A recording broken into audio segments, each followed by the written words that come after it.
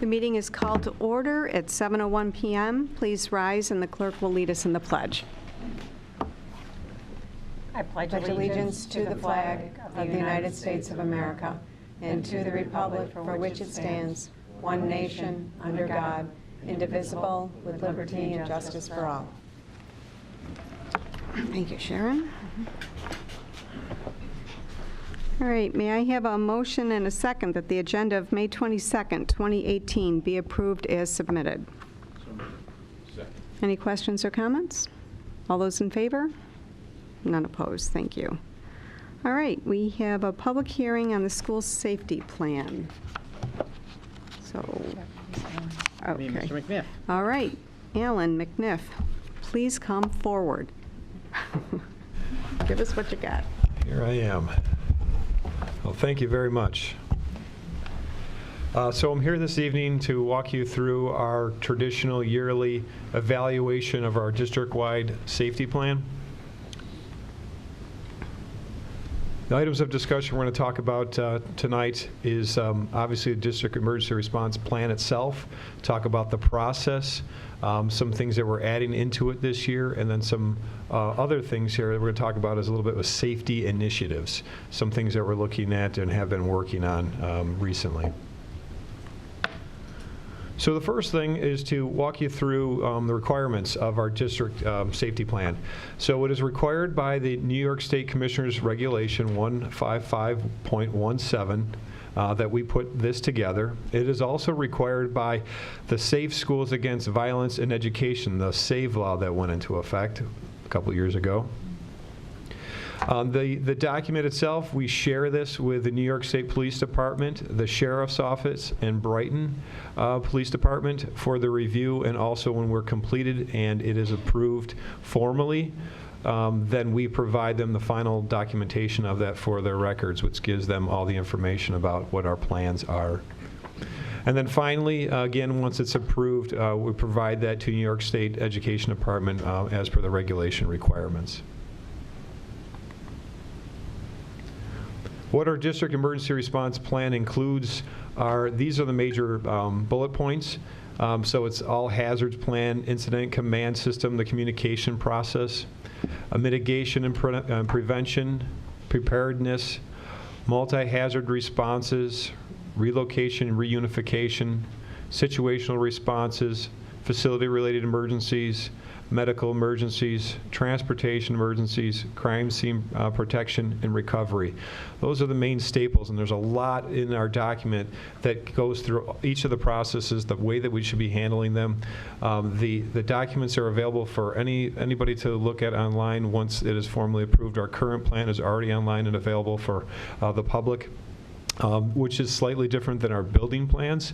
I'll talk about that for just a moment. Each of the buildings is required to put together their own plan that has more sensitive information associated with that building, which is evacuation processes, secondary location, relocation, and reunification plans. Those things we don't provide to the public because we don't want everyone to know exactly where we're going to be putting someone in the event something happens at a particular building, and as well as contact information and things of that nature. But from a district level, this is the typical process of any of these type of situations. So changes that have been included for this year, we've added something under section 1.2, which is recently, as required by education law 2801A, as defined by both the statute and implementing regulation 155.17A, the district is required to appoint a chief emergency officer whom shall either be the superintendent or the superintendent's designee. For our district, Penfield has designated the superintendent be the chief emergency officer for our district-wide safety plan. That will also be included in your reorganization in July, I think. Or is it July you guys do that? Yeah, July. So that was added into the plan for this year. as well as, more importantly, under Section 3.7, as required by Chapter 390 of the laws of 2016, which amends Section 805 of Article of the New York State Education Law, which becomes effective on July 1 of this year. The district will include instruction on mental health in the curricula and lesson plans for the students. So this regulation is becoming into effect on July 1 of this year that identifies we need to include those, some components of mental health awareness for our students in our classroom settings. So we've been in the process of working on what that is, and we expect that they'll be implementing that for the start of the school year this coming season. So that was required to be included in our plan and implementation for this fall. So what do we do on an annual basis? This must be reviewed by the District Health and Safety Committee with a recommendation to proceed with a public hearing as part of a Board of Education meeting. So we have our 4 meetings from a District Health and Safety Committee. We've reviewed this. We've asked all of our community members to review the language, the documentation that's in our plan for any comments. Any comments or adjustments has been included with this year's plan. There really wasn't anything for this year except from date changes throughout our plan. So we're staying pretty consistent from what we had last year. The second item is that a public hearing must take place on a yearly basis, which is today, and then that allows for a 30-day comment period. So any folks seeing this tonight and has a chance to review our plan is able to provide us any comments within the next 30 days. After the 30 days, the board shall take action to adopt the plan so that it can be implemented and adopted for September 1 of this coming year. So, and after that does take place, like I mentioned earlier, we'll be providing that documentation to SCD, the State Police Department, as well as the Sheriff's and Brighton Police, so that they all have a formal copy of it as well.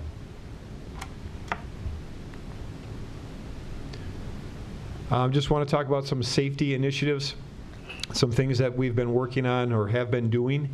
First thing is capital security project. As you folks recall, we have some remaining funds in our capital project that has worked in a positive manner to allow us to buy intruder-style lock sets for all elementary school classrooms.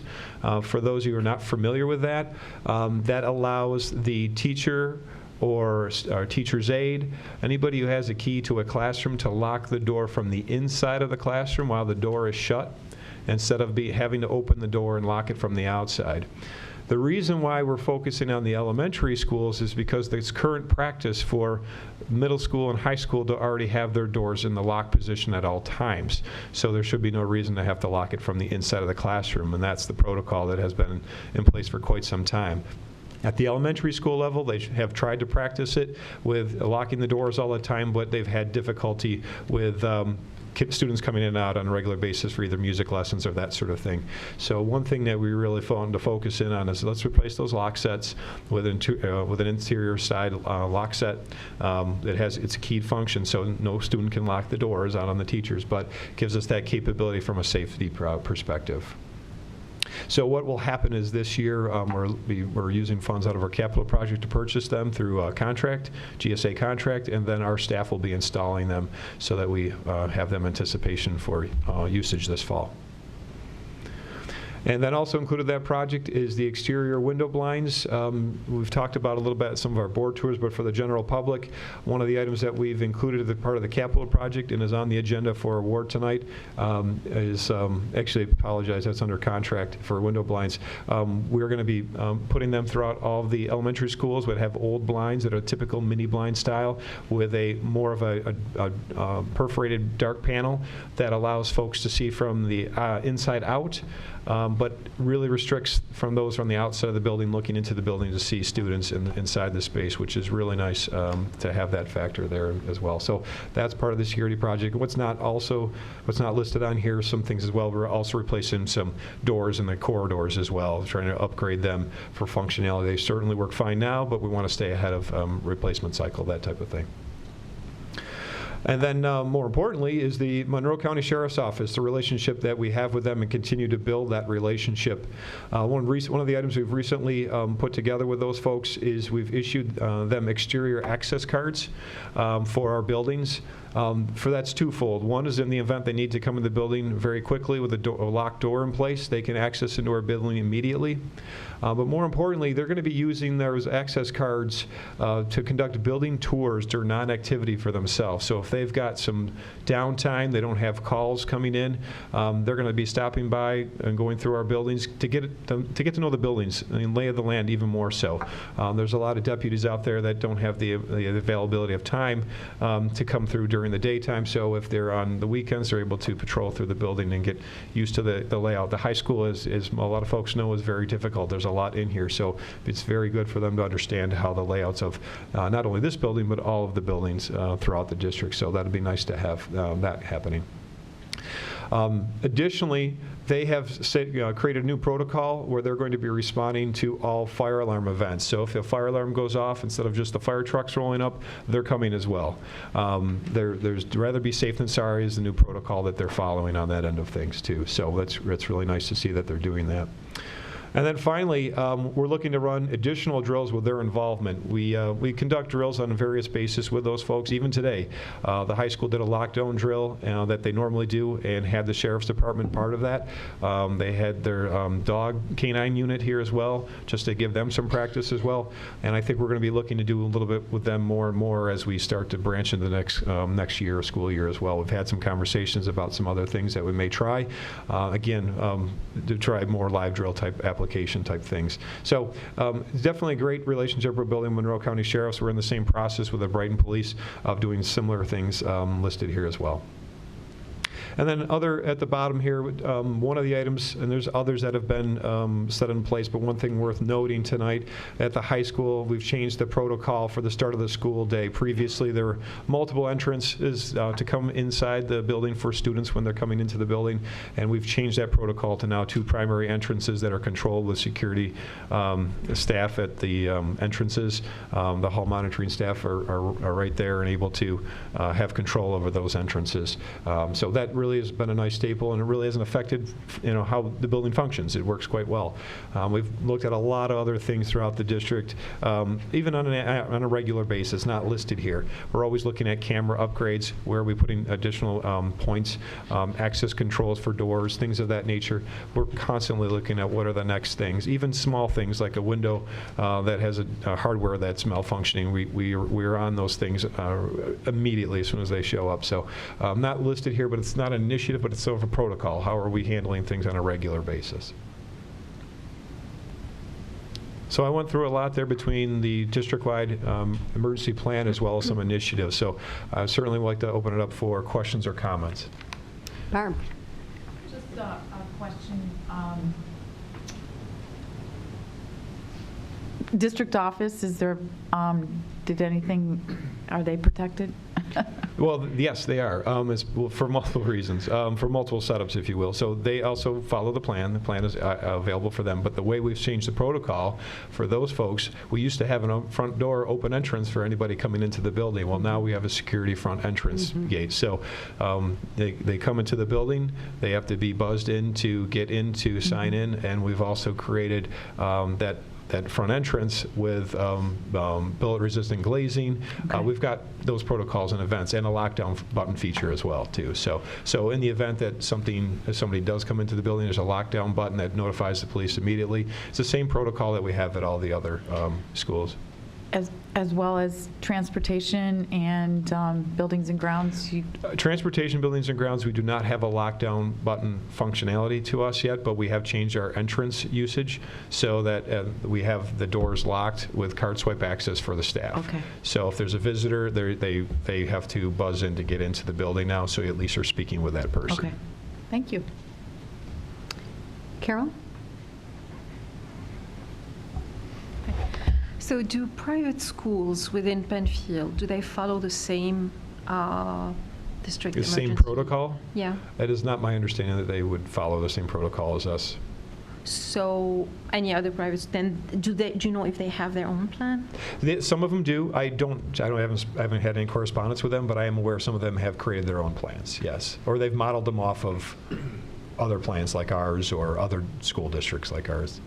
Okay. My other question is, in the unfortunate situation where something happens, whatever it is, as you know, parents, community members will tend to drive to the site, parents to make sure their loved ones are okay, or any of that sort. Do you have a protocol for that? The police are going to create the protocol for that. Okay. So they're going to get there first, and they're going to establish perimeter.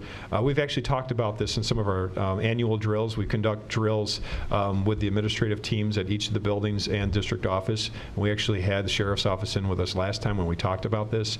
They will take control of the scene. Parents will get there, the police will get there way before parents get there, and they will control the perimeter. If for some reason that wasn't the case, we've established we would do what we can within those rooms, but we're not the police department to hold back parents though either too. So the communication methods and how we communicate with the parents would obviously go through the superintendent's office, but that's how the police would prefer that we handle things. Okay, you anticipated my third question. Okay. All right. Thank you. Sure. Any other, yes, Mark? For Indian Landing, that's in Brighton, and you mentioned the Brighton Police. How does that work? Because that's a different agency than Monroe County. We're working in Monroe County for everything else. Do they work together, or do we include Monroe County on Indian Landing like do the other schools? Monroe County won't directly get involved with Indian Landing. We haven't had that dialogue if they want to tour the facility, but perhaps a good idea to perhaps set up that relationship a little bit more. I do know that we're talking with both organizations is they back each other up. So if there's any sort of event that happens at Indian Landing and they need support, the Sheriff's Department's coming right behind them. It's not like there's it's Brighton. We're going to let them, handle it their own. They are a communal team, and not only our area, but even other counties will back them up if there's any sort of need for that nature. But you raise an interesting point, Mark. Is perhaps we need to develop that relationship. We need to at least give them the lay of the land a little bit more than just relying upon Brighton. So that might be a good suggestion. I think we might do that if they're willing to do so. So. Thank you. Any other questions or comments? Okay. Thank you, Alan. Sure. Appreciate that. Okay. Now we have a comment section, correct? Okay. Does anybody in the audience want to make a comment about the school safety plan? Hello. I'm sorry, I didn't. Hi. Jessie Neem, I'm a third grade teacher. Come on up. Come on up. Thanks, Jesse. I'm just curious to hear more about the mental health curriculum and who's developing it and who will be teaching it. Okay. Jesse, thanks. So you're going to be developing the curriculum and teaching it K-12. Thank you for asking your question. We just met a couple of weeks ago, so right now it's in the hands of, we first met with Brandon Fox, who's our TIG coordinator, and we're working on that. So over the summer, there's some curriculum time that will to start planning that. So we haven't planned it yet, and there's nothing in place, but that's part of the next steps is making sure that we're ready to go for September. So it is locally developed? Yes, it's Okay. locally developed. Thank you. Yeah, Okay. absolutely. Okay. It'll be Penfield curriculum and how we determine how it gets put out through the K-12 system. All right. And Alan's going to come and give you a much better answer than me. No. I just want to let you know that the New York State Department of Mental Health has given us guidelines on what are the staples that they suggest that we include in that curriculum. So we have a framework to start from, and then we can mold that as best as we can. There wasn't a specific requirement from the state, but they at least gave us some guidelines on how we can go about it. Great. So. Okay. It's a great question. Thank you. Thank you. Anybody else? All right. That will close the public hearing on the school safety plan. All right, thank you. So now we're into regular business. May I have a motion and a second that the Board of Education approve the consent agenda? So moved. Any questions or comments? All those in favor? None opposed. Thank you. No treasurer's report tonight, so we are on page 3 for our textbook presentation. Kristen Williamson and Winton Bennington. No, he's just standing here. up He's to show supporting. support. And just as, And he's going to show, I'm just helping. yes, all right. Lovely assistant. Thank you, Linton. Thank you. Hi. is your clicker working? I just want to make sure you're good. Am I going the wrong direction? We should be good. Is that? Yep. That's the right one? Okay, there we go. Hi, Kristen Williamson, Director of Humanities. Happy to be here today to talk to you about the Super Kids Reading Program as a resource, a potential resource for our kindergarten and first grade teachers and students. So before I dive into that resource, I want to give you a little bit of a history lesson on the process we've taken to really look at materials and resources. As you can see from the first date, it's been a long journey, but in 2014-2015, our Humanities Committee, which is made up of teacher representatives from all 4 buildings, got together and we really were taking a look at what are teachers using in all of the buildings in regard to word study, so to work with vocabulary, decoding, and spelling. So we took that inventory from every building, K-5, and we analyzed that and came up with the conclusion that we were all really using wildly varied resources, even within a single building and a single grade level. So we really, our ultimate goal was some consistency for our students and some common language. So during the 2015-2016 school year, that Humanities Committee evaluated several resources. So we took a look at Mondo Bookshop Phonics. We took a look at Fundations, which many of the surrounding districts in our area use, and we looked at a resource called Really Great Reading. We used an evaluative tool from the Florida Center for Reading Research to kind of examine those resources, but unfortunately we really decided that while they are all great resources, they were not going to meet the needs of our Penfield students. So some really maybe hyper-focused on decoding, and we didn't feel they addressed spelling enough.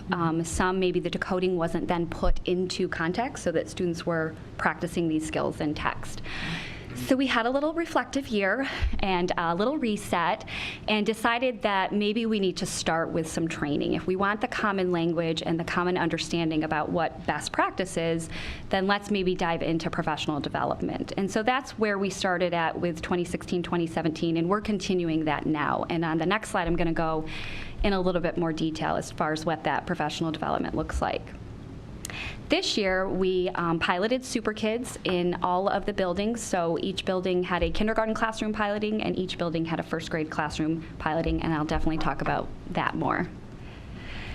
So that's been our journey.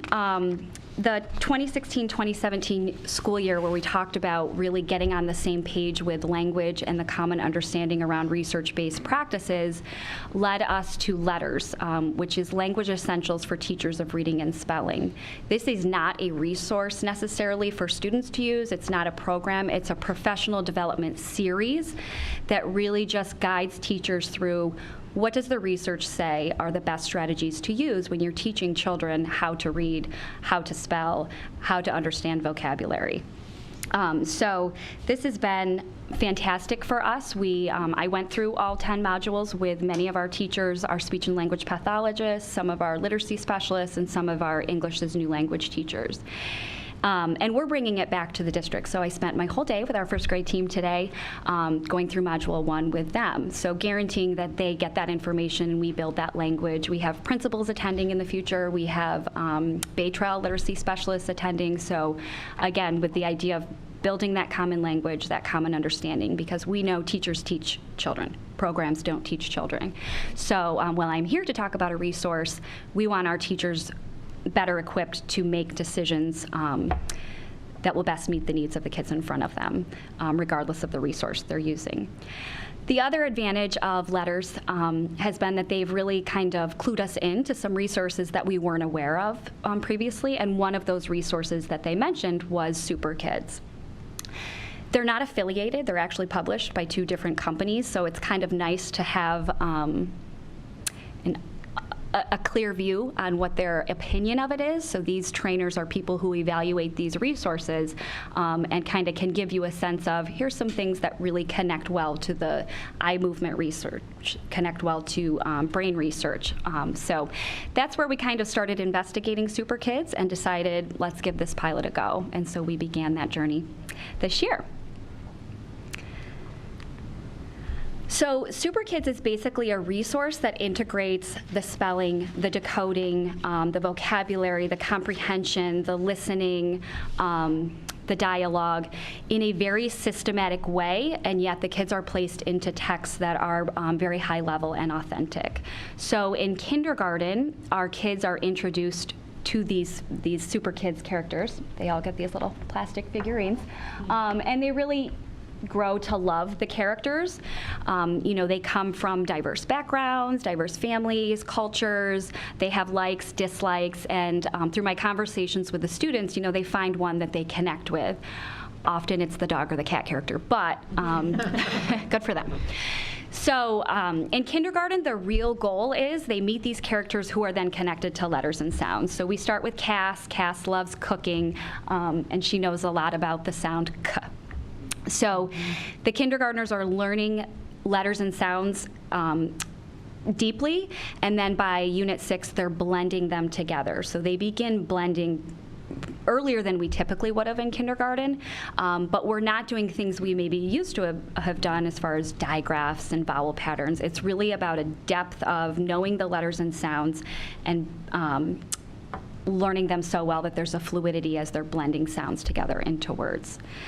The Super Kids adventures continue in first grade. They get a little taller. They have more first grade worthy adventures, and the journey just continues for the kids. So in first grade, they do begin to focus more on phonics patterns, both in decoding and in spelling. So the materials that are available to our students,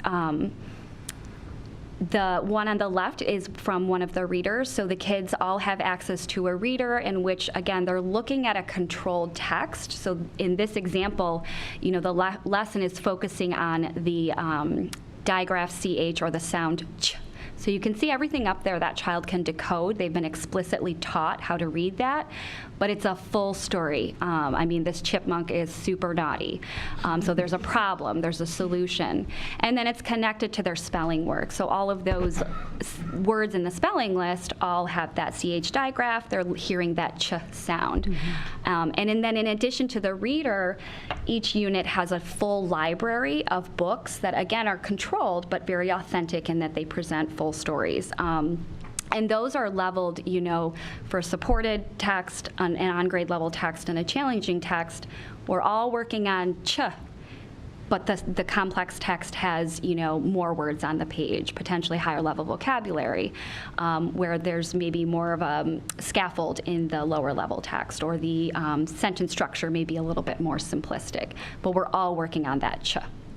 In addition, there's an informational library. Again, you'd be encountering that ch in that particular unit. And in first grade, they have the Super Reader magazine. So they get a magazine. Again, it's controlled. We're looking at ch, but just another access point, more reading material. But again, their big thing is the organization, connecting the reading and the spelling, but also the motivation. So the character is very motivating.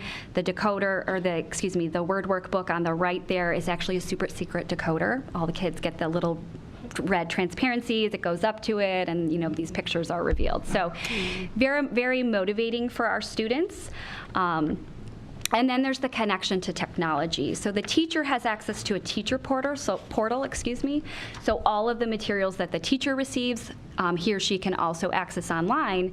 And then that portal is set up for the students and the parents as well. So the student can go home, they can log into their account, and they can access all of those readers, the magazine, the nonfiction library, and then also games. And they can do that, you see in the picture, in station work in the class as well. The teacher has complete control over what the student sees. So if we've taught up to Unit 3, I've unlocked that, my kids are practicing, they've got all those materials at home. We're in the midst of Unit 4. I'm not unlocking it yet. I want you to practice perfect. So it's controlled by the teacher what the child and the family is able to work with, but aligned to everything they're doing in the classroom. So, you know, the consensus from those teachers that piloted was the students are making great gains with this. They're excited about reading. They're engaged. So 8 out of our 8 piloters gave it, you know, rave reviews. Our principals are very excited about this resource.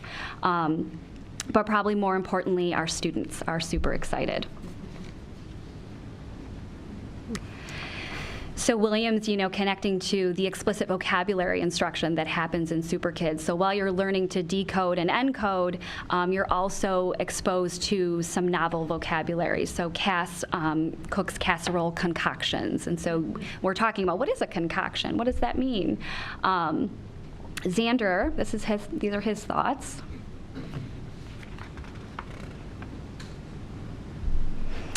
So Golly and Coconut are the cat and dog characters. But it's interesting that his connection is to a completely different series of books that are pretty difficult. So he's able to take, you know, what he's learned with Super Kids and apply it to, you know, authentic, uncontrolled text. And probably the best review of all, I was visiting a classroom, and this is the, before I left, she just had to tell me this. I forgot to tell you before you left, but Super Kids is so much fun. Aww. So, you know, their level of engagement, I don't have a teacher who doesn't tell me this is one of the most motivating resources we've used with our students. So I think that certainly speaks for itself. Questions? Board members? Lisa? Yeah, can you tell if it's on? I don't like these new things. I'll be close. Thanks for being here. I love your process because I think that speaks volumes to the work that you do and that your team is doing. I have 2 questions. I'm wondering, is this just K1 or does it go up to like what grade level? And then how does this fit into what we do in terms of assessments? Are we still using iReady or the leveled reader or the DR? I mean, I know there's like Yeah, great of questions. different things that we can use. So I was just curious. Yes. Thank you. Yeah, so this program goes up to 2nd grade. We will be piloting in 5 of our 2nd grade classrooms next year to see how that resource works with our 2nd graders. We wish it went up to 3rd grade, but right now it doesn't. I've put that request in. And the second part of your question in regard to assessments, it definitely will change what we use for assessments. So the piloters, we do not use iReady for ELA in kindergarten currently anyway, but the piloters have recommended that we not use it in 1st grade as well, now that we have Super Kids, simply because now we have one advantage of assessing with iReady is you get this differentiated instruction component that they can use at stations. Well, we'd really like them to be using these materials at stations since it's what they've been explicitly taught and they can practice perfect. It will also influence, we currently use the Next Step for kindergarten and 1st grade, but we will be doing some summer curriculum work with K1 teams to look at what assessments would be more appropriate because the Next Step is based on a 3 cueing model in which we're, analyzing errors. This is heavily based on decoding as the first cue you're using to read. So this actually comes with benchmark assessments 3 times a year, but then it also comes with unit assessments after every unit. So, the piloters are kind of thinking, maybe we do all of that and just kind of see how it goes that first year and using that data. So we'll be making some shifts in assessment to align with our instruction. Mark? I just want to make sure I understand. If we approve this will be something to be starting at the next school year? Yes, okay. Yes, we are looking for a September start. Both K and 1st grade? Yes. Thank you. Yep. I just have to comment, my little one's in kindergarten. Yeah. In the class where this is being piloted, and the results or the growth is unbelievable. In fact, she's probably reading my wife a book right now. Yeah. It's really remarkable to see. So. Awesome. Nice. That's great to hear. Yeah. Barb? As a speech language pathologist, I absolutely love this, the fact that that CH piece it was not only just in the beginning of words, it's at the Yes. end of words, and that, to me, was always a big to-do as the speech person trying to help with the reading piece. Yes.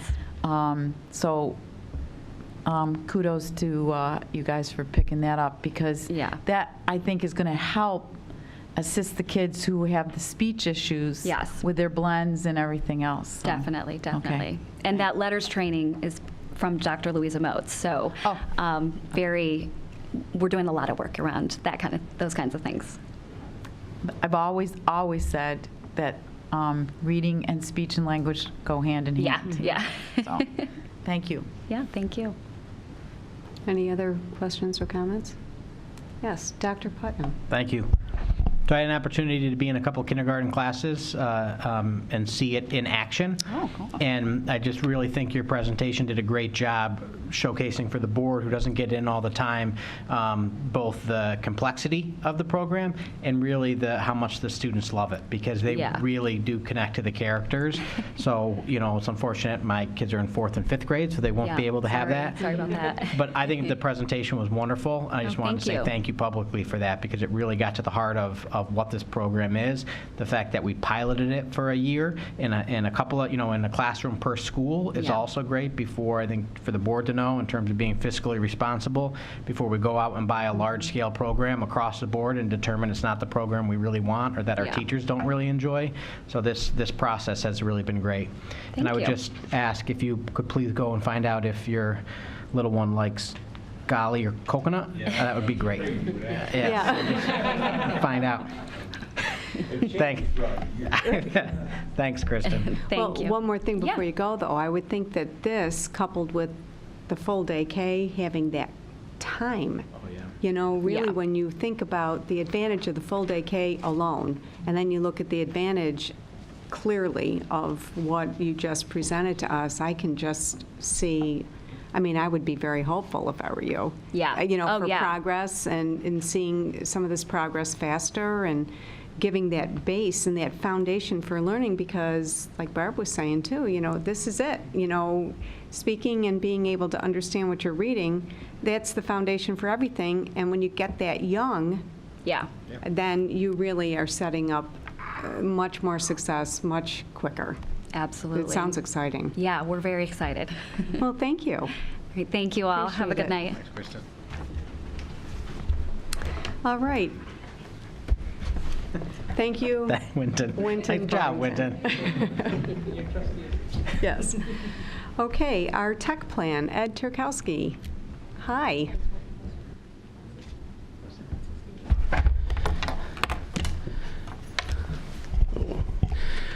First of all, good evening, everyone, and thank you for the opportunity to introduce you to our technology plan that's going to cover July of 2018 and will go through June of 2021. Kind of funny saying that far out. What I'd like to do this evening is briefly talk a little bit or just cover what are the components of the technology plan that we'll be developing or that's in process of being developed. Focus a little bit on the goals that have been set by New York State and how they will mesh with our district goals. Talk a little bit about the process of how we're moving through the development of the technology plan, and then finally go through a little bit of the timeline as to how we see things progressing from this point forward. First of all, I'd like to acknowledge the stakeholder group, their names are up on the board, for the work that they have done up to date and the work that they're doing or that they'll continue to help us with as we move forward towards the completion of the plan. They've offered an awful lot of insight into how our technology plan should be put together and the type of information and what our goals and objectives will be, and that'll become more apparent as we get a little bit deeper into the plan. First of all, the major components of the plan. There's a component, as we have done in past years, there's always the district lead education agency information about the district. We talk a little bit about strategic technology planning. We develop an action plan that supports that. We also have to, a little bit different this year, is we have to look at how our technology plan will integrate and align with New York State's technology initiatives. And they've done it in a very interesting way this year. You get to do a drop down, so pick one. So we have to pick one out of many categories, so it's very somewhat prescriptive, as it has been in the past. Over the last couple technology plans, you may have noticed that it has become more and more prescriptive. And that's the same with this. And then we have to go into and develop an administrative management plan as to how are we going to operationalize the technology plan once we identify it.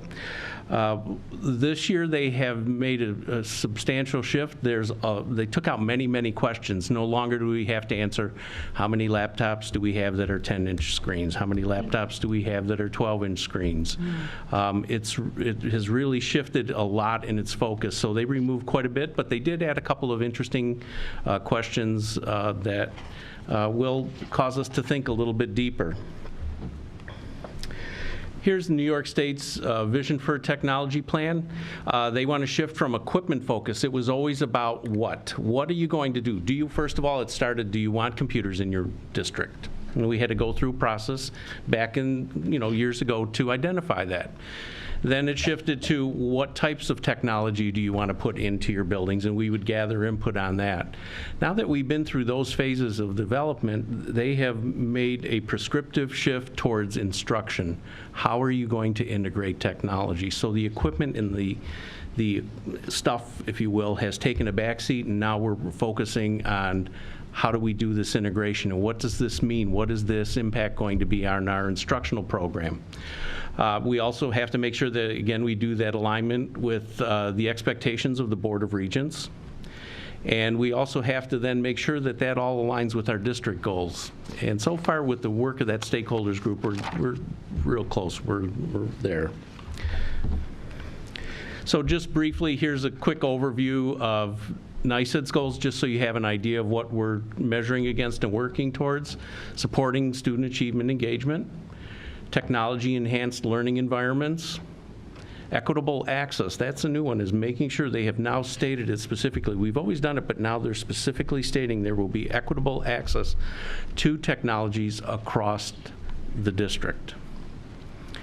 And again, as always, they talk about providing professional development, because if you don't know how to use the equipment, it's very difficult to integrate it. So they want to make sure that we maintain that emphasis. And then how are we going to sustain what we have and make sure that that is ready and reliable and ready for use? So those are the 5 goals that the state has set for us. In our plan, we've picked 1, 3, 5 in supporting student achievement, making sure there's equitable access, and sustaining the robust network. The other two goals by nature will fall into place, because we can't say, well, we're not going to show you how to use the equipment. So by default, the rest of that the other 2 goals will support that. In general, our district goals are going to be, they're much longer and wordy than this. So I just kind of condense these down a little bit. We're going to support engaged learning with appropriate technologies. We're going to be thoughtful in how we select technologies, how they engage into and how they integrate into the curriculum. We're going to foster technology for collaboration by using a lot of the new tools that are out there today, such as our Office 365 and building collaboration. And then we're going to also provide resources that ensure instructional technology is available to everyone. And that means all types of assistive technologies as well that are appropriate as they're identified. So those are the 3, and they align with our district strategic goals as well.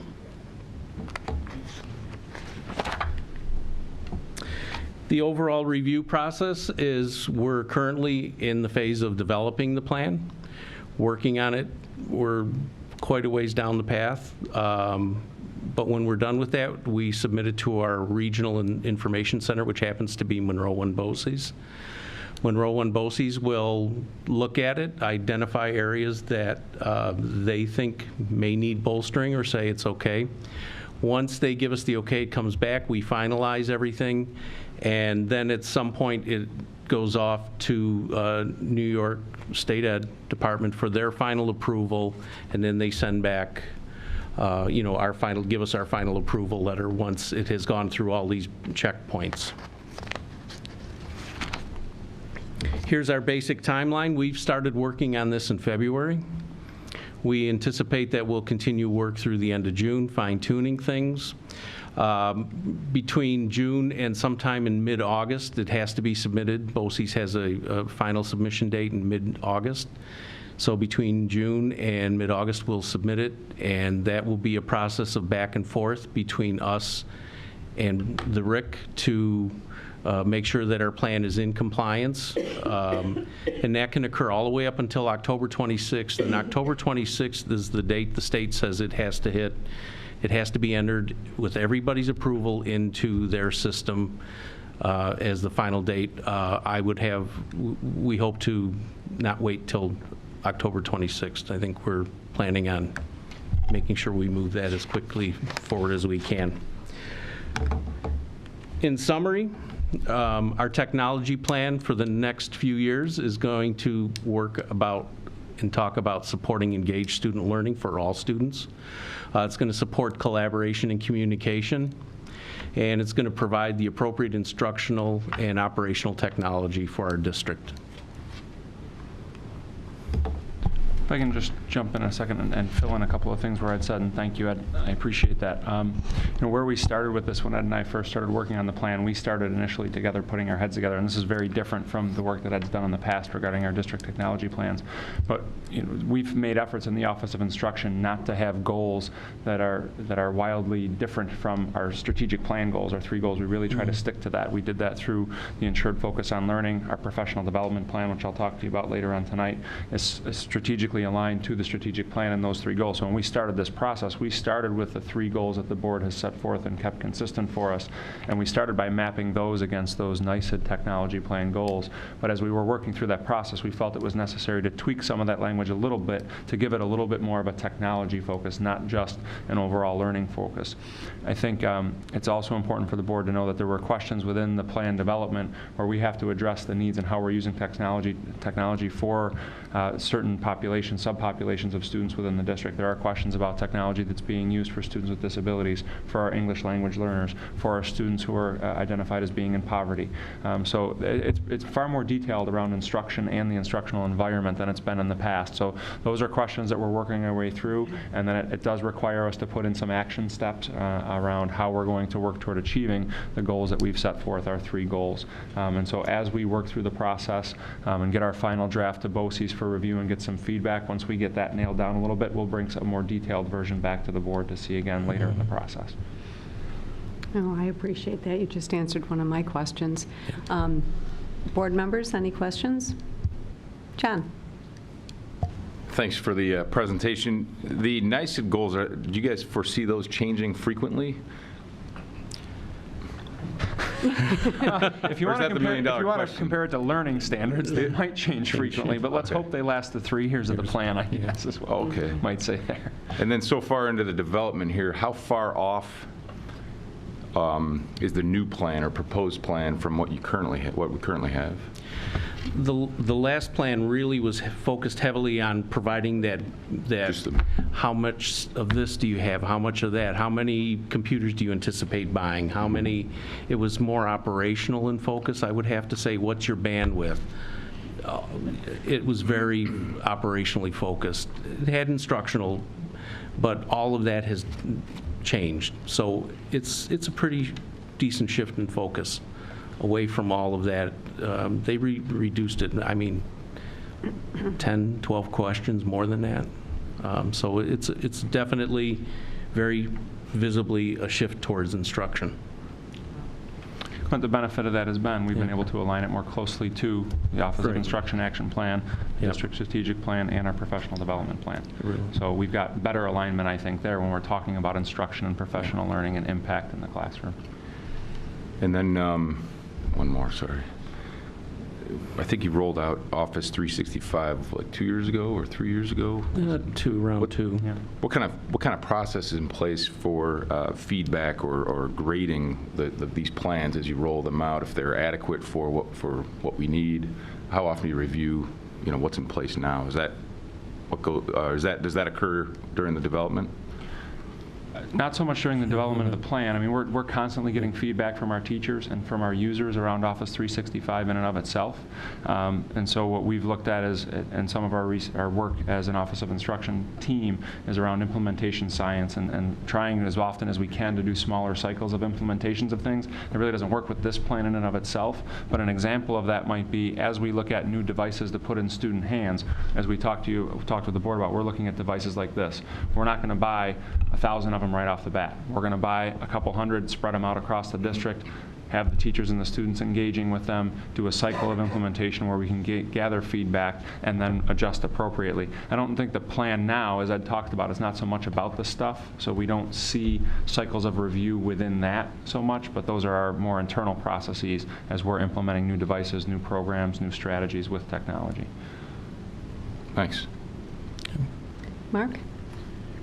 When you mentioned the state goal of equitable access to technology, is that goal for access in the school or in the home or both? It's directed towards school. As Jim mentioned, it's for special needs populations. It's for the English language learner populations. For those in poverty, it's to help make sure that they have the technologies available here for them.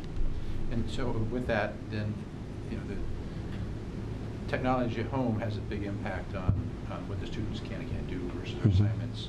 Is there any, how are we addressing that, or how are we accounting for that in our technology plan and our instructional plans?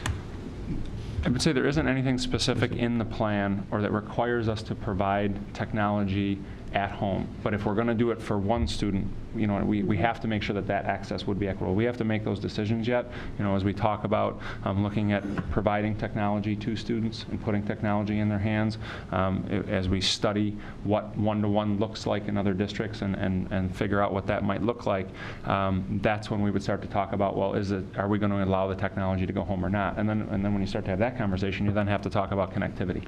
So that is a slope that can get slippery pretty quickly, and we have to figure out, well, what access is out there and what do we need? What do our kids really need to be successful? One of the things we want to be cognizant of, though, is that we're not just using technology for the sake of using technology, that we're using it to enhance instruction. And often when people talk about 21st century skills, they think about this stuff, but the most important 21st century skill is the ability to communicate and connect with other human beings. And I'll stand by all day long that I think, first and foremost, we need to teach our kids to do it this way before we teach them to do it this way. And so those two things need to continue to happen, and we'll continue to do that so that we're preparing them for success in the future. Thank you. Carol? Thank you for the presentation. Yeah. You're right, we did come a long way from knowing which building has a Mac lab, which building has a PC lab. Oh my gosh. Yes, we have. You know? So the question, I guess, would be for Jim and Ed. What would be, I'm still struggling with the anticipated outcomes of the plan. How will you know we have a good plan? How will you measure that? I think we're going to continue to look at our measures of student success, just like we do with the Office of Instruction Action Plan around ensured focus on learning. These are tools to enhance education, so we're going to look and see what's happening with instruction. Do we see improvements in our outcomes? Do the teachers see a difference in the way students are achieving the outcomes that they set at the lesson level? Are we seeing it in our common assessments and our formative assessments? Are we seeing it in our larger scale assessments? We'll use those, and that information is in the plan around what will our measurables be, but we're constantly going to be looking at student achievement and really always going back to that. You know, which teachers are using which devices, how are they doing that, where are the opportunities for integrating technology in an efficient and effective way, and for those teachers who are taking advantage of those opportunities, are we seeing a difference in student achievement, hopefully an increase in student achievement, and those will be the opportunities we can go back and look. And then, you know, we have the structure of the professional learning community set up within our grade levels and departments, so those teachers can be having those conversations and really that action learning ongoing as they're having conversations about one teacher who may be doing something more and with a higher level of focus on technology integration, and others may be doing it a little bit more traditionally, and comparing their results across the board to see which methods really are most effective and learning from one another in the process. Okay, thank you. And one more question. When looking at the committee that made the plan, You always know I'm a strong believer in parental involvement, and I'm very surprised that we don't have parents on the committee. Ed and I were both parent representatives before we were in our position here. So I don't know, just something to consider, that parental involvement, on committees of that sort not only brings more buy-in from our public, but also gets them more interested in our schools, and I don't know, maybe ultimately more interested in the board, and that kind of stuff. So I'm always very surprised when I see committees that do not have parental involvement on them, or parent representation for something that is all district-wide. So just something to consider. Okay. Thank you. Any other questions or comments? All right. Well, thank you, Ed. Okay, thank you. Appreciate you coming out tonight. Thanks, Ed. And Jim. But we're not done with Jim yet. All right. Visitor speaking time. Time is provided within the agenda for residents to bring concerns and comments to the board.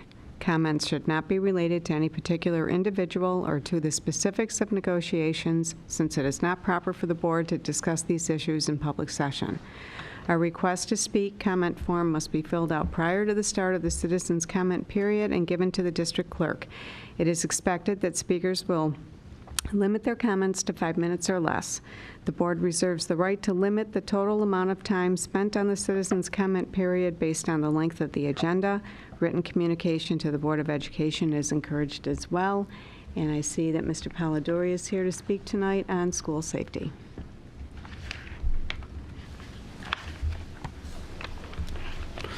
Thank you. Mr. McNiff, I thought you did a nice job earlier tonight, and of course, 5 minutes after your presentation, I have questions. So I guess I'll have to wait until another time, but I think some of my questions were answered, and I could ask them at another time, but thank you. School board members and Penfield residents, I always appreciate the time to be able to sit here and speak with all of you about this. Continuing in school safety. I have a very specific focus when it comes to this. And I'd like to thank Superintendent Tom Putnam, who really made some extra time for me this week. I would categorize our discussion as nothing less than very positive and frank, and so I always appreciate that. Thank you. This is my 5th appearance on this subject in 2018. And frankly, I wish I didn't have to. My concern is that the safety of the student body, in light of what is now, I think, gone from epidemic to pandemic of school shootings. I'll reiterate what I've said before. The safety of our children must be the #1 priority by our administration, and we have to overcome all challenges, financial and otherwise, to achieve the goal of making sure that our kids are safe. My focus is to make sure that we have at least one school resource officer in every school. So I don't need to list in detail what we've seen this year, but last week was very crushing to watch. Santa Fe High School was just heartbreaking. Dixon High School near Chicago also had an attempt on lives. In both cases, SROs stepped in to save lives. Tragically, 10 died in Santa Fe, but the SROs on site engaged in gunfire for 25 minutes, and after reading the reports, it drew his attention away from other potential victims. He was wounded and is in critical condition. He's in decent condition. In Dixon, an SRO heard shots during a graduation ceremony practice, and he stopped the loss of any life. And they're both heroes. So in a quest to continually understand these processes, I've spoken to Michael Radler, who's the assistant to Sheriff Baxter. We currently have 2 SRO programs in place in the area, Wheatland for several years and BOCES for a 2nd year. Both have been, according to Mr. Radler, have had no problems. I spoke with Captain Bell of the Sheriff Zone A Division. He is providing insight into the process as well. A key piece that I took away from these conversations is that resources, meaning deputies available, depending on the number and overall demand, may currently be available. The conversation that takes place is with the sheriff, the undersheriff, the deputy chief in regards to those resources, how they can place them and when and where. I think that the thing that we have to understand is, as they mentioned to me, how many districts are going to be asking, what's the supply and the demand, and what we need to do to be able to be first on that list if this is something that we would like to do. We don't want to be caught at the short end. Then this discussion is very national, as you can probably have seen and understand and agree. And there's 3 key points that I just want to bring to your attention that are coming up from a national perspective. There's many more, but there's 3 big ones. SROs, single point of entry for every school, and metal detectors at schools. And in my discussion with Dr. Putnam, I've learned a lot of immediate improvements in the schools, and especially when I read through the improvements of the, I think it was a $3.6 million budget advancement for security. But the big one was single point of entry in many of the schools, which I think is an excellent start. And in my research that I've done locally, I would say that Penfield is ahead of the game with that, and it's been very difficult to try and manifest that in different districts. So I commend the district on that. This is a very good start, and I think we need to continue it. Additionally, he brought up another very valid point, which is that the opiate crisis has affected this district with several tragic deaths already. And it's so extremely valid that, as we talked about earlier with mental health, I think they are absolutely correlated. Andrew Pollack and his 8-point plan for Americans for Class, Andrew Pollack is the father of Meadow Pollack, who died in Parkland. One of his 8 points is that mental health is a critical component, and according to the mother of the Dixon High School potential shooter, he was kicked off the football team for smoking marijuana. Then he was beat up publicly. And she said that she believes that his intention is to do this act so that the police officers could kill him. So, yes, I'm really pushing for the SROs. They're extremely important because in that case they saved lives. But I couldn't agree more that I think that these 2 things are very strongly linked, and I think that they need to be correlated and focused on in a very poignant way. Betsy DeVos, the Secretary of Education, met for 2 hours last week with administrators and victims over the last couple of months to talk about how the federal government can help. But I think you all know that we can't wait for Washington, we can't wait for Albany. We have the power as a district to do this now. And I know that we have an advisory committee on health and safety, which Dr. Sansucci, I believe that you head up. I'm very interested to find out if some of these pieces of that 8-point plan have ever been reviewed, discussed. And while I'm sure that there's many parents in Penfield on this committee, you being one of them, I only see one designated parent representative. So I think that these need to be agenda points on the meeting. Okay. And, we have a 5-minute limit. Okay. And you're there. All right, great. Thank you. I'm done. Okay. So I think these need to be agenda points on every meeting. And I hope that you would seriously consider them, because I hate reporting on this twice a month. Thank you. All right. Thank you for your comments. Thanks, John. Claire, our student rep. Okay, so this month, Harris Hill held its annual Arts and Education Festival, in which students showcased their beautiful artwork and held special musical performances. And Amy Ludwig Vanderwater paid a visit to Harris Hill to teach students about poetry, where students were able to have lunch with her and share some of their poems. At Cobbles, students traveled from station to station at Science Night to learn more about science and how humans interact with the environment, and Girl Scouts volunteered their time to weed out the flower beds in front of Cobbles. At Indian Landing, students ran and rode their bikes in the 6th annual Indian Landing Duathlon, and 4th graders organized Thoughtful Thursdays this year to spread positivity at Indian Landing, in which they spent part of the early morning decorating the blacktop with positive messages using chalk. In Scribner, girls on the run are having fun, getting fit, and learning valuable life skills after school in the gym, and Scribner hosted their annual Arts and Education Festival as well, in which students presented their amazing artwork from this school year. Scribner and the PTA also held their annual Mother-Son Challenge, in which students and their mothers teamed up to compete in funny backyard games. At Bay Trail, students made posters advertising helpful tips for homework stress were hung around the school. And last week was Bay Trail Trivia Week, which will test students across all 3 grade levels about how much they really know about the middle school. And at Penfield High School, Penfield and Fairport baseball boosters teamed up to strike out cancer at the Coaches vs. Cancer baseball game. And PHS students taught German, Spanish, and French to elementary students at Cobbles. Last week was the final week of AP testing for all students, and there is only a month left of school. And 2 weeks ago was National Teacher Appreciation Week, in which students, parents, and staff shared their thanks for amazing teachers and their dedication to the students in our district. Last night, 79 juniors were inducted into National Honor Society, and yesterday, AP Physics C students went to Darien Lake for Physics Day. Did anyone notice how Claire said there's only 1 month left of school? Thank you, Claire.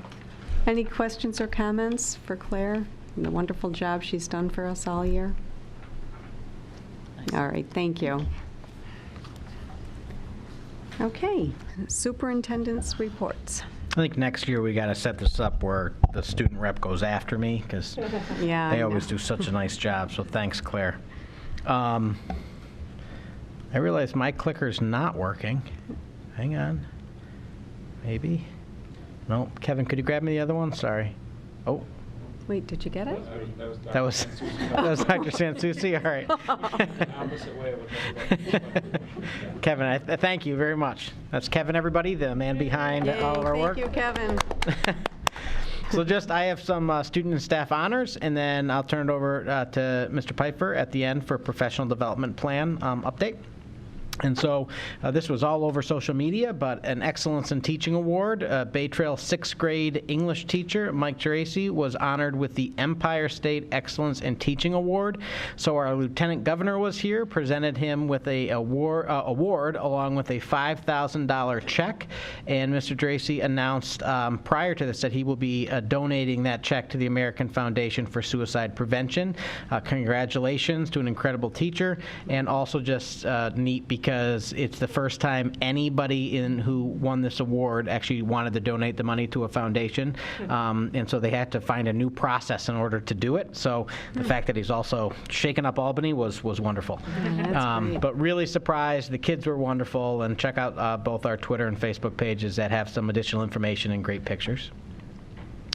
Transportation Employee of the Year. Congratulations to our very own bus driver, Bob Kay, on being named Penfield's Professional Pupil Transportation Employee of the Year.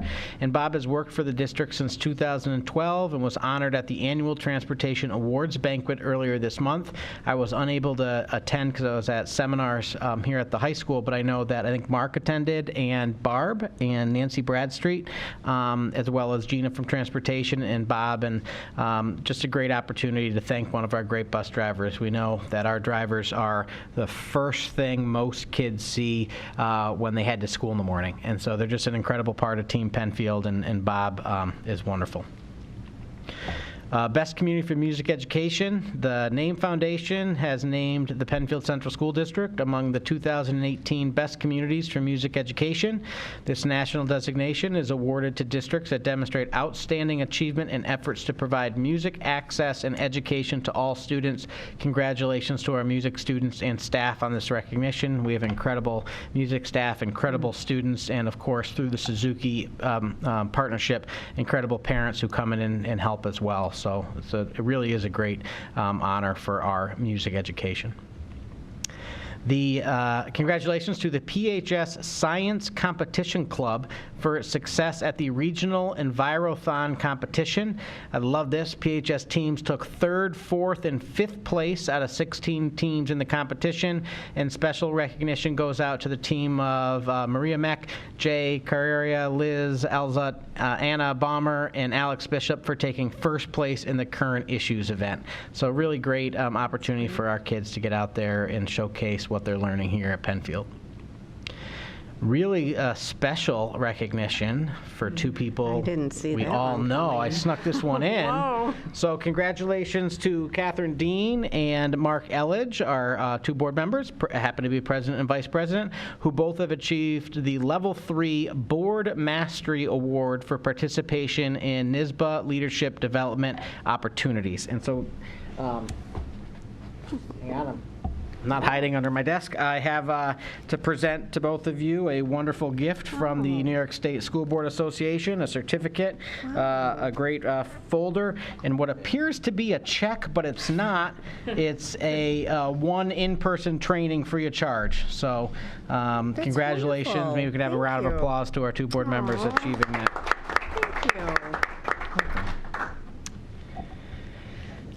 Thank you. Outstanding senior recognition. Congratulations to Cameron Gage for being selected as the Penfield High School Outstanding Senior. Each year, one student from every high school in Monroe County gets this very distinguished honor. And while some students get cash and prizes, Cameron Gage and his mom and grandfather got to have dinner with Dr. Putnam, the superintendent, and all the other superintendents and outstanding seniors in Monroe County. I always feel bad. I was told by a parent not to feel bad because it's a great opportunity, but it's always like, some kid gets a scholarship and you get to have dinner with me. But it was absolutely great. Cam is wonderful. If you don't, you may recognize him, so I do just want to give Cam a couple of positive shout-outs. We did talk about him this year because he placed third in the state DECA competition. That's always held here in Rochester. What's unique about that is nobody from this area has ever placed in the DECA competition because in New York City there are several schools, public schools, devoted purely to business and business education. And so first and second place were students from New York City. Cameron got third place, and because of that went on to the international competition in Atlanta, Georgia, where he had an absolutely wonderful time. So over dinner I was able to hear about all the great people he met from all over the world because it is an international competition. Got some incredible contacts, saw some wonderful keynote speakers, and it was really just a great opportunity for Cameron, and I'm sure he's off to wonderful things after high school. So it was a great evening and a great night. Harris Hill raised $1,045.59 for the National Center for Missing and Exploited Children through its annual kindergarten bike-a-thon and Bike for a Buck fundraiser. The board, actually those who were on the board tour, which will get mentioned later in this meeting of Harris Hill, probably saw the bicycles lined up. So all the bicycles, and I know Mr. Otney as a Harris Hill parent snuck back in after the board tour to watch. So just great, and I think really talking about kindergartners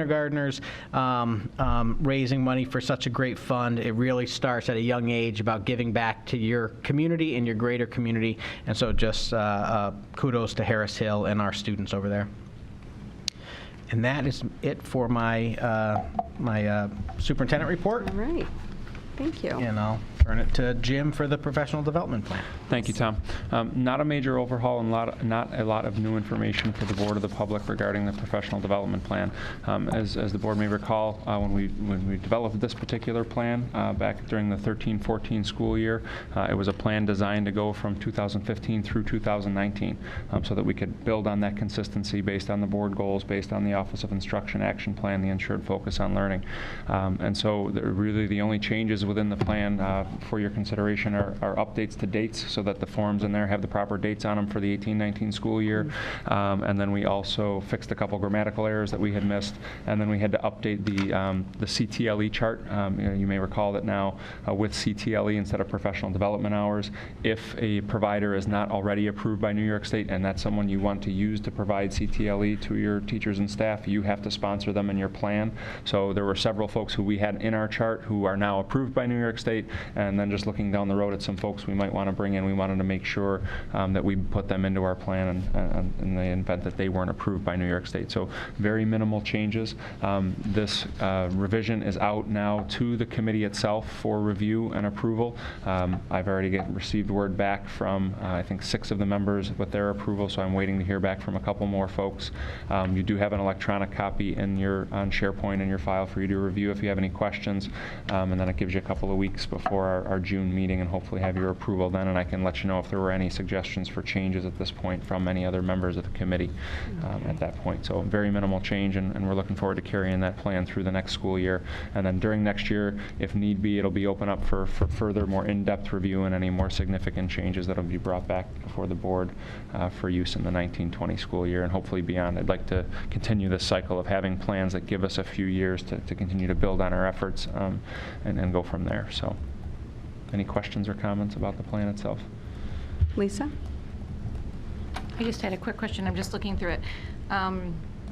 I think you guys, it was last year that you kind of looked at this mentor program and did some updates. Yep. I'm just curious, and maybe you're going to report on it next time, but how it's going. It's in there. It's gone very well. Actually, as part of the new teacher orientation, what we call new teacher induction and retention program, which is a mouthful to say, but I mean, really, that includes everything from our summer new teacher program, 4 days with all new hires, and then also this year was the first year that we built in several after-school sessions that were an hour long throughout the course of the year. And I took the time as one of those quote-unquote after-school sessions to meet with everyone who was in that 2017 hire cohort independently for about a half hour to really get some feedback from them around, one, how their year's going and what support they might need, but then more so about our efforts in terms of new teacher orientation and our ongoing education for those folks. And everything we heard was very, very positive. And what's very unique about that group, that our cohort from 2017, is that many of them, I'd say well over half, maybe even 2/3, are experienced in other districts. So they had been through other programs in other districts and far and away said what they experienced coming here to Penfield, even as a somewhat seasoned teacher, or in some cases a 10-year veteran, was outstanding. It truly prepared them to be successful. The 4 days in the summer, while it's a lot, they knew what to listen for. They felt like they were prepared for success and they knew where to go with questions. And then the mentor program changes with the training itself. I did ask them specific questions about the mentor and the peer program as well. Everything has been reviewed very, very well by our staff and by our new hires. So we're excited to keep that going. I was almost hoping for some more critical feedback, but it's good to get a pat on the back every once in a while too and know that we're doing the right thing. So yes, we did take a look at mentor program. We also reviewed peer. Same thing. There was from the group, no real critical feedback on our peer program. People appreciate it. They like having a go-to person, whether they're brand new or new to Penfield. So we'll keep looking at it. We're going to take another look at the topics that we used in those after-school sessions for our new teachers. That'll be coming up for review. But the feedback we got on the topics we held, the presenters we had, the timing of it was really very positive. Far better to a T than when we used to pull folks out for 4 additional days during the school year for 4 more days of professional development. So kudos to everybody involved, and thank you for asking about that. Any other questions or comments? Okay, thank you. Thank you. Mm-hmm. All right, board members, page 4 of our packet. Under facilities, we have nothing, so we'll move on to financial items. Renewal of intermunicipal fuel agreement. The district allows the town of Penfield to gas its vehicles at the district pumps located at the bus garage on 5 Mile Line Road. The district is reimbursed for this gas based on our cost of gas on state contract plus a 10-cent per gallon surcharge. This agreement has been in effect for several years. Either party may discontinue the agreement with 60 days' notice. Renewing this agreement with the town of Penfield does not pose a burden on the district and benefits the town of Penfield. Approval is recommended. Resolution authorizing intermunicipal agreement. Whereas the town of Penfield has indicated a desire to extend the intermunicipal agreement with the Penfield Central School District, and whereas the Board of Education finds that there is mutual benefit to such an arrangement, therefore be it resolved that the superintendent of schools is hereby authorized to extend the intermunicipal agreement with the town of Penfield for the provision of vehicular refueling for the period July 1, 2018 through June 30th, 2021. I have a motion and a second. Any questions or comments? All those in favor? None opposed. Thank you. Approval of capital project and contract with SEI Design. On February 13, 2014, the voters authorized $3,600,000 for security improvements to the district buildings, all of which are listed in your packet. This award is for the final phase of this project. A list of proposed work was reviewed at the March 16, 2017 board meeting, and the necessary design work and submittal of the project to SED was approved at the June 13, 2017 meeting. Approval of this work by the State Education Department has been received. On Wednesday, May 9th, 2018, at 1:00 p.m., bids for this project were opened and publicly read. There were a total of 3 respondents to the 2 bid packages being opened. These contracts were for door replacement and signage in district buildings. The total is detailed online and in your agenda is $337,295. May I have a motion and a second that construction contracts be awarded as set forth above? Any questions or comments? All those in favor? None opposed, thank you. All right, policy review. Dr. Putnam? Yes. Shall you? I was just looking at the policies. Most of them are relatively minor. So, and we displaying of the flag, commercial activities in schools, district code of conduct on school property, and those first 3 are relatively minor changes that we made. Some of them were grammar and spelling mistakes and things like that, removing the word ensure when we could. There are 3 policies I really want to point out, and one is 5010. This is our first read of the district wellness policy. The district wellness policy is a required by New York State policy, and it really oversees student wellness in the district. There are quite a lot of stakeholders involved here. So I met for this policy before it came to first read with, went through PAB to get feedback from all of our parent organizations in the school. I met with groups of students at the high school and Bay Trail Middle School formally, where we sat down, looked at the policy, took their comments.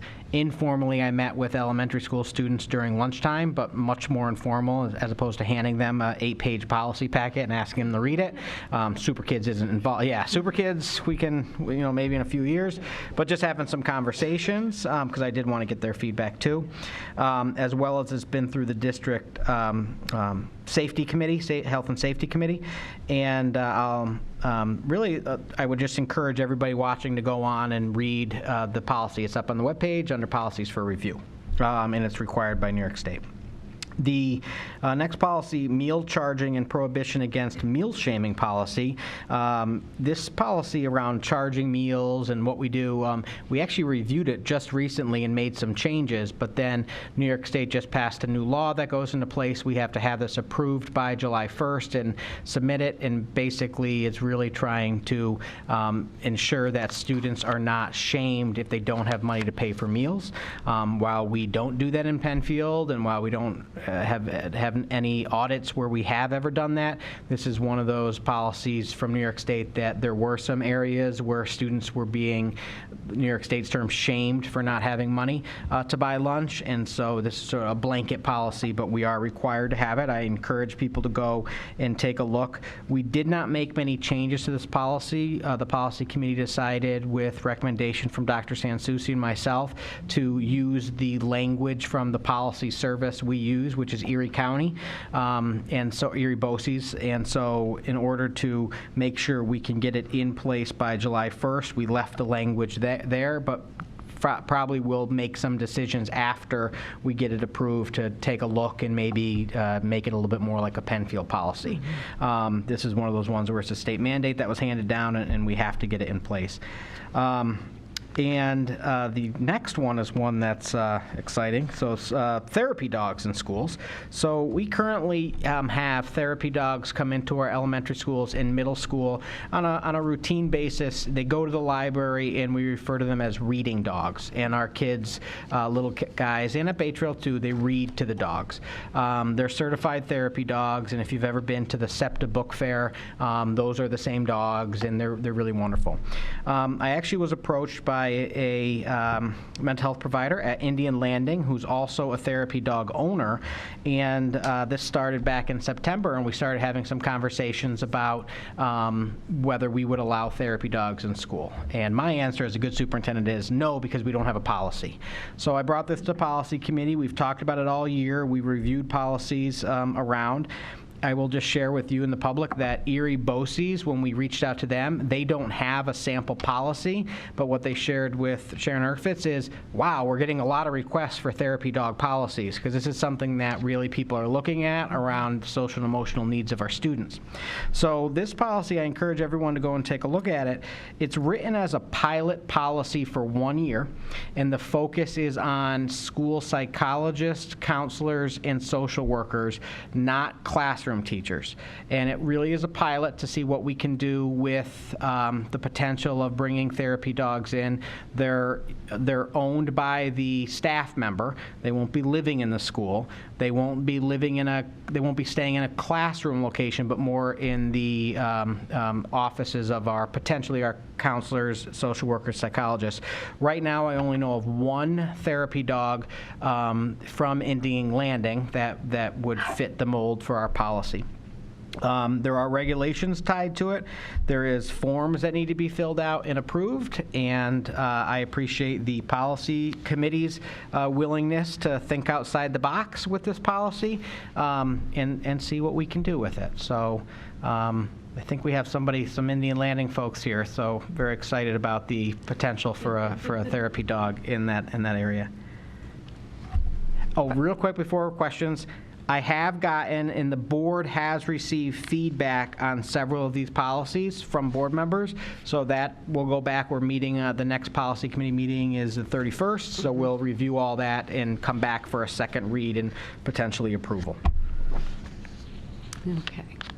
Yes, Barb.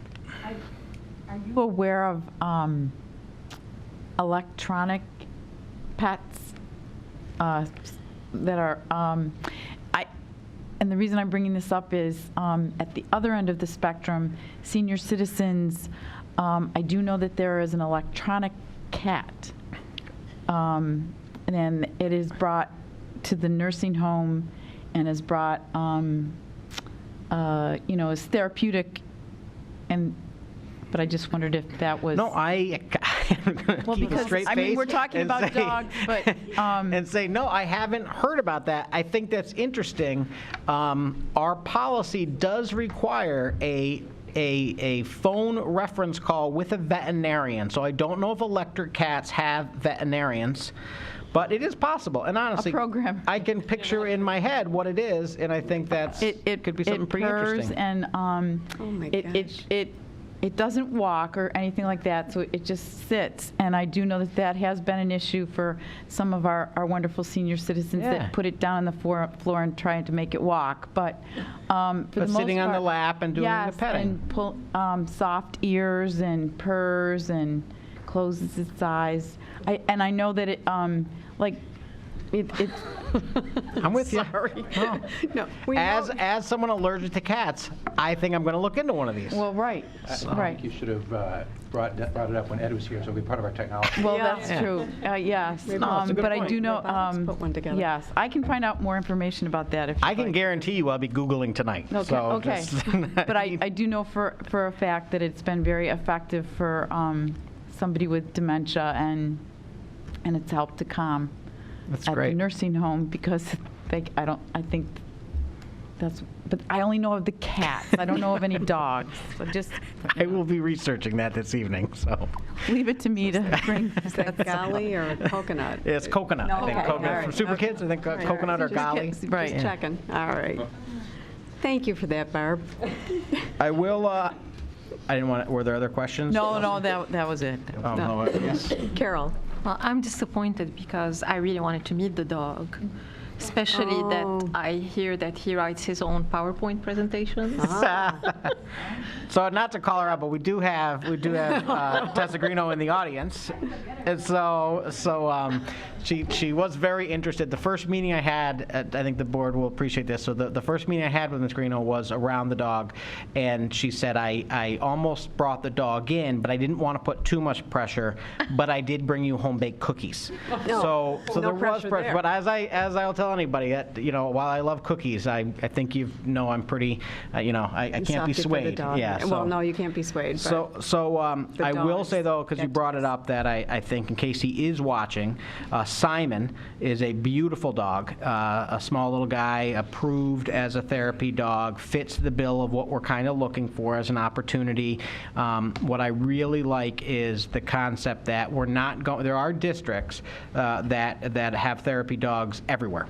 And to be fair, that's not what I'm looking to do. I don't think that fits the mold for Penfield. I think it causes lots of other issues, and I am a dog lover. But in this case, the unique situation is a staff member who approached me around a very unique need of students who, in this case, she works with lots of different needs, social and emotional needs, and here's an opportunity to say, let's give it a shot and say maybe it can help, especially when we're talking about our elementary school age students.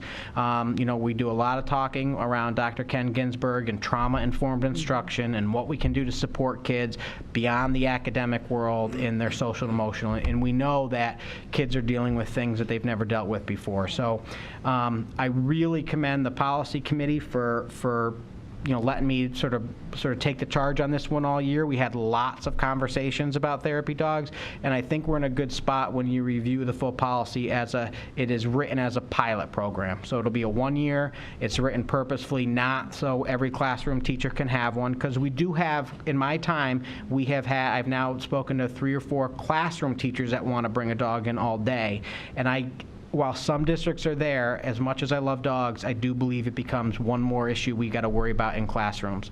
But in this case, focusing on really our mental health staff who have individual offices, I think we can see where it goes. And maybe it'll just be Simon, and maybe there'll be others that have a PowerPoint presentation they can present to me. So, because Carol isn't kidding, the dog made the PowerPoint presentation, so it was written in the first person.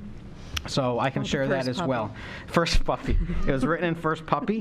That's Catherine. Way too much on therapy dogs, but the fact that our staff member is here in the audience to see the first read is also a testament to how much she cares about the program and what it can do. I appreciate that for sure. Please, no more questions on policy committee. Okay. All right. Thank you. Yeah. All right, page 7, folks. Health and Safety Committee Charter. Per Commissioners' regulations, it is necessary to readopt the Penfield Health and Safety Committee Charter each year. The charter was reviewed and readopted with no changes by the committee at their May 10, 2018 meeting.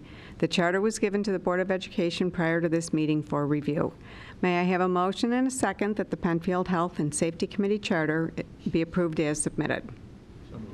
Second. Any questions or comments? All those in favor? None opposed. Thank you. Donations. Donations totaling $2,500 for items in the 2017-18 budget were received by the district schools as shown. Wonderful Giving, Scribner Elementary, 2nd grade, $2,500. May I have a motion and a second that the Board of Education approve an amendment totaling $2,500 to the 2017-18 budget as shown above, the amounts submitted both as revenue and expenditure items, and express its gratitude to the donors for their generous support of Penfield schools. Any questions or comments? All those in favor? None opposed. Thank you. All right, President's remarks. Vote results. Following are the vote results from the May 15, 2018 budget vote and election as certified by the inspectors of election. Proposition number 1, 2018-2019 budget passed, 1,045 yes votes, 228 no votes. Proposition number 2, bus purchases passed, 1,076 yes votes, 197 no votes. Number 3, capital improvements passed, 1,066 yes votes, 207 no votes. Candidates, William B. Yeager, 1,019 votes, Catherine Dean, 1,071 votes, Mark Elledge, 1,036 votes. And our second item under President's remarks is our board tours. And Lisa, Carol, John, Otney, and I were able to attend these board tours, and I really want to comment on a couple of things. First of all, both schools really made a fuss over us. The principal at the high school, Leslie Maloney, she gave us all like a mug or a coffee, like a coffee mug, soup mug, full of all-important candy, which was which we did eat in the car. I mean, you can't help it. Well, we were appreciated, and it was very nice, and we all did appreciate that. And I know the other members, there's some waiting for you, and so I'm sure they will get that to you. And then we went over to Harris Hill, and it was just the most touching, wonderful event that I have seen in the 6 years that I have been here. I hope I can get through this without getting choked up, but they approached us under the premise that they were very appreciative of the board, which they are. That was clear, but they made a very lovely fuss over Carol. And we walked into Carol's retirement. That's her home school. Her children went to school there, and she's well-known and well-loved over there. And we walked into this one classroom, and we saw a sea of red, all these beautiful children with their red T-shirts on, and they sang a song to Mrs. Nazra, Here Comes the Sun, and they gave us all the lyrics, which were they're priceless. But there are a couple that I just thought, and I'm not going to sing it, but I'll say it. Oh, come on. I can't. I want to go out on a good note here. But one was the Board of Ed, we know about the things you've done here. Here comes the board. Here comes the board. And we say, you're awesome, if you can imagine. But then second verse is for Mrs. Nazra. You have done so much for Penfield schools. Mrs. Nazra, my favorite line, you haven't aged since your girls went here. It was just lovely. It was just lovely. But at the very end, you know how the song goes, son, son, son, here we come, or however it goes. Board, board, board, you're adored. And we just loved it. It was a beautiful testament to Carol, and I want to say thank you to Harris Hill for all of it. It was great. It was just great. I actually thought the boiler room visit was the highlight, but I did like the song. The song was great. These beautiful faces just looking up at all of us, and the lyrics were just great and very fitting for Carol. It was great. Loved it. Okay, one other thing I have here. Oh, here it is. We got a letter from the Penfield Recreation Department, Town of Penfield, regarding the procession of roses at the Memorial Day event on Monday. There is a phone number if you plan on attending, or you can email Sabrina Renner if you would like to go. I know, Barb, that's something you normally do. Sometimes I can go, sometimes I can't. I'm not sure I can make it this year, so, but I wanted to bring that to everyone's attention. Barb, okay, you'll be going. And then tomorrow is the dinner, right? Is tomorrow the dinner? Yep, Monroe County School Board annual year-end dinner and meeting at Shadow Lake. Okay. All right, and that was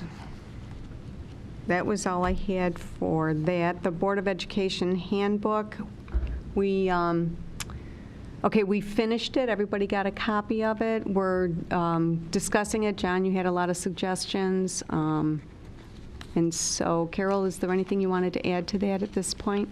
We're hoping that, were you able to open it and see, the marked up corrections or changes? Are you able to see those? Because from traveling from one laptop to the other and different systems, the file at the end really for some of us was challenging. Yeah. I know it was for you, Sharon, and thanks to Nancy for helping you. So, but were you able to see all the changes that we made? Yes, mine was too, yeah. All all the tracking was gone, and I was like, oh no, 'cause that was the point. Like, we wanted everybody to Yeah. see it, so I didn't know if it was my computer or what was going on. I don't know, but I know there was that issue, but on mine, it came through, did it? Okay. Okay, so. All right, that makes me feel better. I was worried that people couldn't see like what Mhm. we had done, so. Okay, so we cleaned up a lot of the documents, the resources that are provided to board members, and things that are no longer relevant because they were either the goals of 2014 or the board members who were there in, I don't know, 2015 or something like that. So we cleaned up a lot of this. We've added resources. I think the most important of them, I would say, is the case against the board member from Buffalo who was removed from office because he violated executive sessions. So I think that is very important, that we added on there. And, we also looked at what makes sense and what doesn't, what does not anymore. Like, little things like, for example, the file cabinet that used to be given by the district.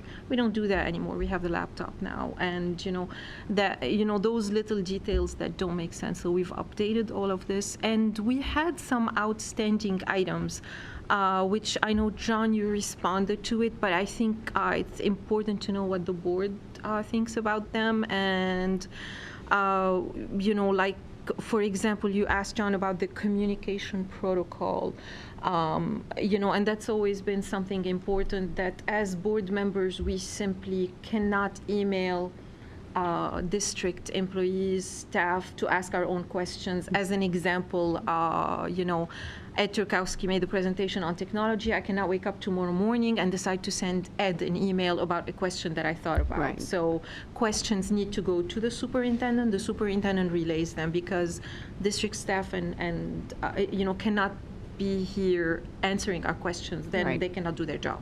Right. So, and it's also keeping everyone in the loop, and letting the president and the superintendent don't know that we have a question.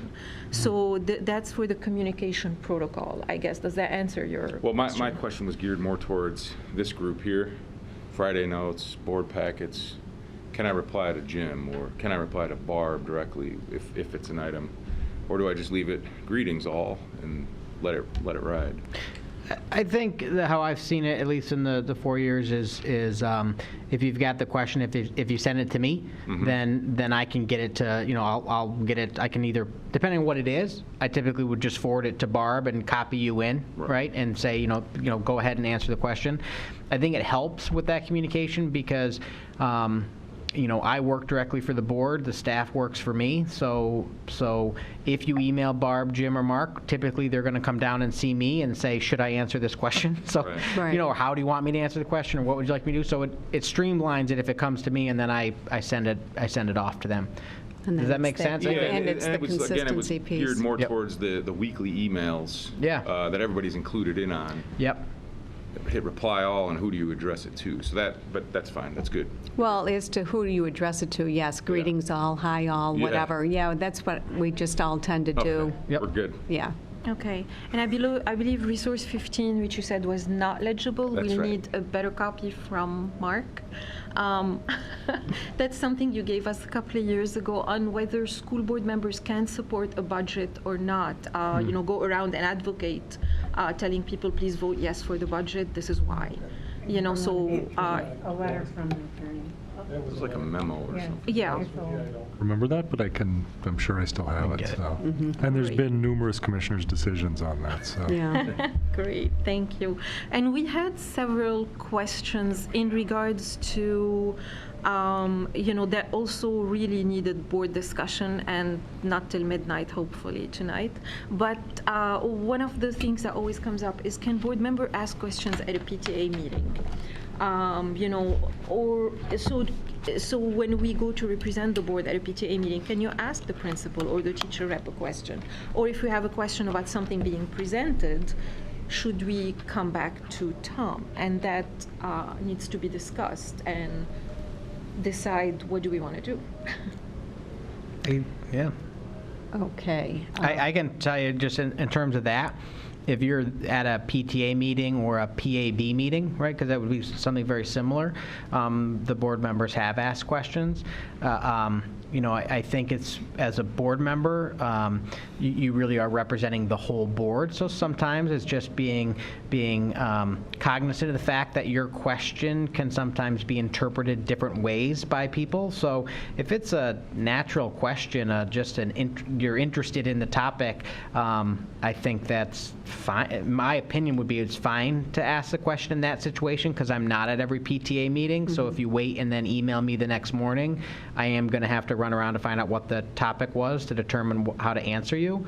I think if there's a question that's politically motivated or, could, so I'm just going to throw one out there, is, you're looking at the staffing and you go, could we do this with less teachers? Like that as a board, if a parent asks that question, no one's going to blink an eye. If a board member asks that question, even if it's just a natural question, you do have that ability to shake things up a little bit. Does that make sense? It does. I think that conversation, but I know from talking to the principals, they love having the board members at the PTA meeting. The parents enjoy it as well, because it really is a connection to the decision makers in the district. And we know that we have really strong PTAs who advocate for a number of things in our district, which has been wonderful. So that would be my 2 cents. It would be up to you as a board to decide how you want to handle that, but being part of the conversation, I think, is great in those situations. Is everybody comfortable with that? Yeah. Or, no? Yes? Okay, good. So we had the question about exit interviews, which we got very excited about when we put the handbook together years and years ago. I think we've done it one time, and then it never happened after. So do we still want to have exit interviews that are not happening? Now I got confused. So who does that? Tom and the president.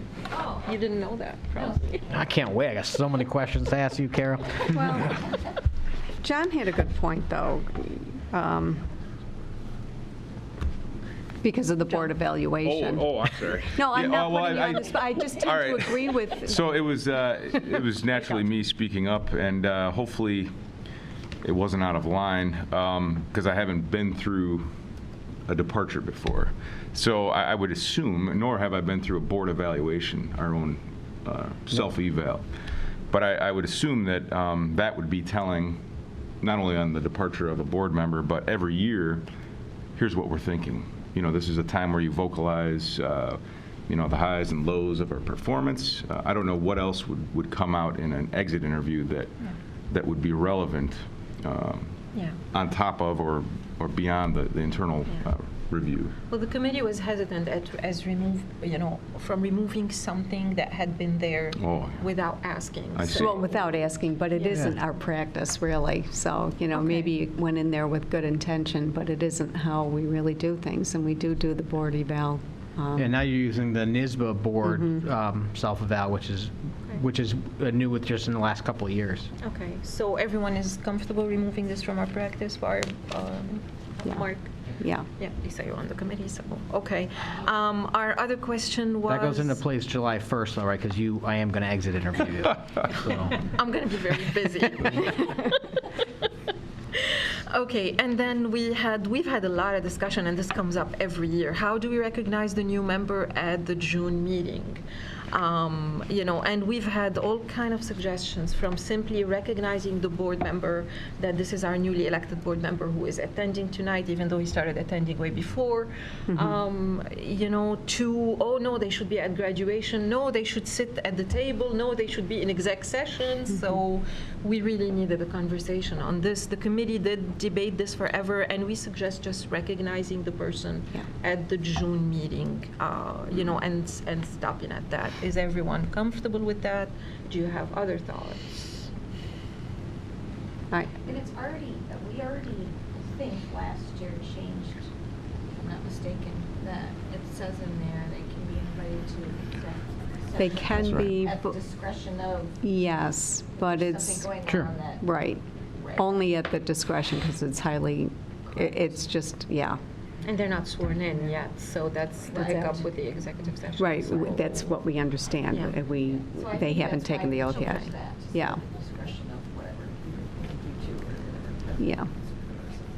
Right. Okay. I mean, if you wanted them to be there, they could take their oath early, but So you're saying they have to be under oath in order to attend? Okay, that takes care of that then. But I mean, if it was Mhm. something Yes. that was coming up for the next year that you wanted them to hear, they could take their oath early.